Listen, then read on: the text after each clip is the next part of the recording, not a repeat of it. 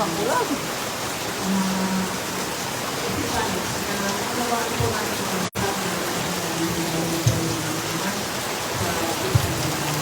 Lord, patubayan niyo po ang aming mga sa buhay, patrabaho po namin. Bigyan mo po kami ng kalakasan sa araw-araw. Ganon din po ang aming kapatiran. Pagbibitin mo po kami sa ngalan ng Amang Diyos na kayo po yung aming sandalan. Lord, kami po ay nagpapasalamat na nakarating po kami dito ng maayos. Ganon din po sa aming patuloy po mamaya. Kami po ang aming patibayan. Lord, sa umaga po ito, ibinabalik po namin sa inyo ang aming papuri at pasasalamat. Sa ngalan ng inyong anak ni Jesus, Amen. In the name of the Father, and the Son, and the Holy Spirit, Amen. Okay, maraming salamat. Akala ko sabi mo